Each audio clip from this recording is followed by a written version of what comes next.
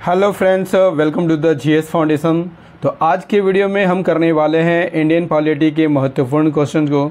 दोस्तों, जो भी क्वेश्चन हमने यहाँ पर लिए हैं ऑलरेडी किसी न किसी एग्ज़ाम में आए हुए हैं और आगे भी यहाँ से क्वेश्चन आने की संभावना काफ़ी अधिक है। तो वीडियो को एंड तक ज़रूर देखिएगा।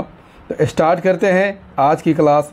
लेकिन सेशन में जाने से पहले एक बार आप सभी छात्रों से रिक्वेस्ट है कि इस सेशन को शेयर कर दीजिएगा और यदि आप भी इस चैनल पर नए हैं तो चैनल को ज़रूर सब्सक्राइब कर लीजिएगा, बेल आइकन को प्रेस कर लीजिएगा। तो चलिए स्टार्ट करते हैं आज के सेशन की। पहला सवाल आपके स्क्रीन पर है, कहता है कि भारत निर्वाचन आयोग की स्थापना कब हुई थी। भारत निर्वाचन आयोग की स्थापना कब हुई थी? 25 जनवरी 1950 को। भारत निर्वाचन आयोग की स्थापना कब होती है? 25 जनवरी 1950 को। यह एक अस्थायी संवैधानिक निकाय है। इसका गठन मुख्य निर्वाचन आयुक्त और अन्य निर्वाचन आयुक्त से मिलकर बना होता है। नियुक्ति कौन करता है? राष्ट्रपति। मुख्य चुनाव आयुक्त का कार्यकाल कितना होता है? 6 वर्ष या 65 वर्ष की आयु जो पहले पूरा हो। अन्य चुनाव आयुक्तों का कार्यकाल कितना होता है? 6 वर्ष या 62 वर्ष की आयु जो पहले समाप्त होता हो। ठीक है। नेक्स्ट क्वेश्चन है, इलेक्ट्रॉनिक वोटिंग मशीन का प्रयोग सर्वप्रथम किस राज्य में किया गया था? किस राज्य में किया गया था? केरल राज्य में किया गया था। इलेक्ट्रॉनिक वोटिंग मशीन यानी ईवीएम का प्रयोग जो है पहली बार केरल राज्य के पारुल विधानसभा के 50 बूथ पर किया गया था। किस वर्ष? मई 1982 में। नेक्स्ट, संघ लोक सेवा आयोग की स्थापना कब की गई थी? संघ लोक सेवा आयोग की स्थापना कब की गई थी? आंसर इज द 1926 में। लोक सेवा आयोग की स्थापना 1926 में की गई थी। किस अधिनियम के द्वारा? भारत सरकार अधिनियम 1919 के अधिनियम द्वारा। ठीक है। लोक सेवा आयोग की स्थापना 1924 में विधि आयोग ने सिफारिश की थी। अध्यक्ष तथा सदस्यों की नियुक्ति किसके द्वारा की जाती है? राष्ट्रपति के द्वारा। आयोग के सदस्यों की संख्या निर्धारित करने की शक्ति राष्ट्रपति के पास होती है और वर्तमान में इसकी संख्या कितनी होती है? 10 होती है। ठीक है। नेक्स्ट क्वेश्चन, वित्त आयोग का गठन किस अनुच्छेद के अंतर्गत किया जाता है? अनुच्छेद 280 के अंतर्गत। वित्त आयोग का गठन अनुच्छेद 280 के अंतर्गत किया जाता है। गठन का अधिकार किसे है? राष्ट्रपति को है। वित्त आयोग में राष्ट्रपति द्वारा एक अध्यक्ष और अन्य 4 सदस्य नियुक्त किए जाते हैं। नेक्स्ट क्वेश्चन है, पहले वित्त आयोग के अध्यक्ष कौन थे? कौन थे? केसिन योगी। पहला वित्त आयोग का गठन किस वर्ष किया गया था? 1951 में। इसके अध्यक्ष केसिन योगी बनाए गए थे। इनकी अवधि कितनी थी? 52 से 57। नेक्स्ट क्वेश्चन है, भारत का प्रथम विधि अधिकारी कौन होता है? कौन होता है? महान्यायवादी। कौन होता है दोस्तों? महान्यायवादी। सर्वप्रथम भारत का विधि अधिकारी कौन होता है? महान्यायवादी होता है। किस अनुच्छेद के अंतर्गत इसका गठन किया जाता है? अनुच्छेद 76 के अंतर्गत। भारत का महान्यायवादी न तो संसद का सदस्य होता है और न ही मंत्रिमंडल का सदस्य होता है, लेकिन वह किसी भी सदन में और उनकी समितियों में बोल सकता है, किंतु उसे मत देने का अधिकार नहीं है। किस अनुच्छेद के अंतर्गत?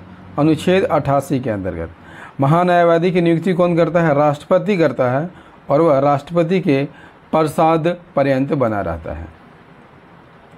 नीति आयोग की स्थापना कब की गई थी? कब की गई थी? 1 जनवरी 2015 को की गई थी। राष्ट्रीय भारत परिवर्तन संस्थान यानी national institution for transforming India यानी नीति आयोग 1 जनवरी 2015 को गठित किया गया था। कैसे? मंत्रिमंडल के एक प्रस्ताव के तहत। इसका अध्यक्ष कौन होता है? प्रधानमंत्री। और यह सरकार के थिंक टैंक के रूप में कार्य करता है। केंद्र सरकार और राज्य सरकारों के लिए नीति का निर्माण करता है। नेक्स्ट क्वेश्चन है, राष्ट्रीय महिला आयोग की स्थापना किस वर्ष की गई थी? 1992 में। राष्ट्रीय महिला आयोग कैसी संस्थान है? एक स्वायत्त वैधानिक संस्थान है। इसकी स्थापना 1992 में की गई थी। राष्ट्रीय आयोग अधिनियम 1990 के अधीन। ठीक है। भारत सरकार का महिला एवं बाल विकास मंत्रालय जो है इस आयोग का नोडल मंत्रालय होता है।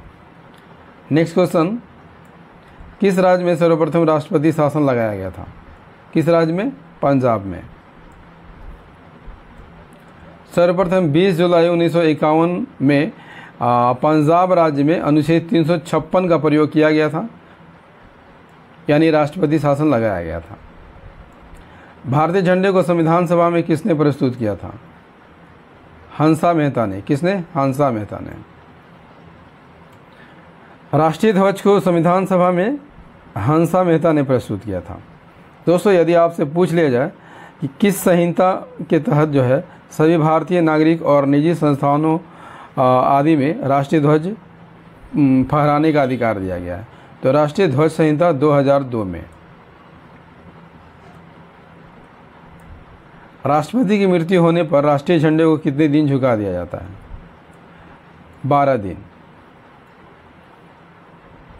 राष्ट्रीय ध्वज को राष्ट्रीय शोक के समय झुका दिया जाता है। दोस्तों, राष्ट्रपति, प्रधानमंत्री, उपराष्ट्रपति का जब निधन होता है तो राष्ट्रीय झंडा 12 दिनों के लिए झुक जाता है, लेकिन जब पूर्व उपराष्ट्रपति, पूर्व प्रधानमंत्री और पूर्व उपराष्ट्रपति का निधन हो जाता है तो यह राष्ट्रीय झंडा 7 दिनों के लिए झुका दिया जाता है। नेक्स्ट क्वेश्चन है, राष्ट्रगान यानी नेशनल एंथम जन गण मन किसने लिखा है? आसान सा सवाल है, रविंद्रनाथ टैगोर ने लिखा है। राष्ट्रगान जन गण मन रविंद्रनाथ टैगोर ने लिखा है। सर्वप्रथम कब गाया गया था? 27 दिसंबर 1911 ईस्वी को भारतीय कांग्रेस के कोलकाता अधिवेशन में।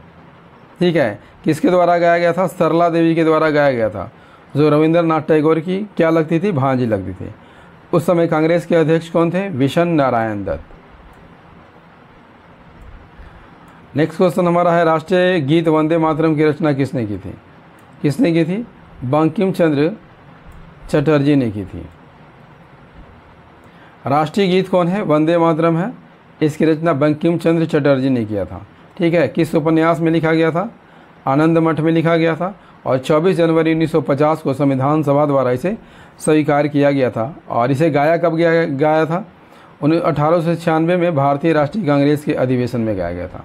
उस समय भारतीय राष्ट्रीय कांग्रेस के अध्यक्ष कौन थे? रहीमतुल्लाह शानी थे। नेक्स्ट क्वेश्चन हमारा है, प्राक्कलन समिति में कितने सदस्य होते हैं? कितने होते हैं? 30 सदस्य होते हैं। प्राक्कलन समिति में 30 सदस्य होते हैं और सभी जो है लोकसभा से ले जाते हैं। राज्यसभा में सदस्य इसमें शामिल नहीं होते हैं। प्राक्कलन समिति जो है सबसे बड़ी संसदीय समिति मानी जाती है।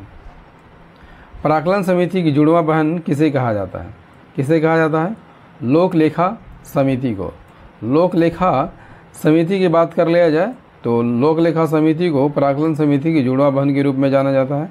इस समिति में 22 सदस्य होते हैं, जिसमें 15 लोकसभा से और 7 राज्यसभा के द्वारा निर्वाचित किया जाता है और इसे लघु लोकसभा भी कहा जाता है। दोस्तों, टॉप 25 क्वेश्चन पॉलिटी का आपको कैसा लगा? उम्मीद करता हूँ काफ़ी अच्छा लगा होगा।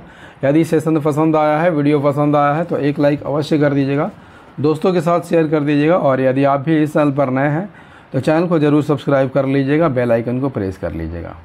मिलते हैं अगले सेशन में इकोनॉमिक्स के प्रश्नों के साथ। तब तक के लिए जय हिंद, धन्यवाद।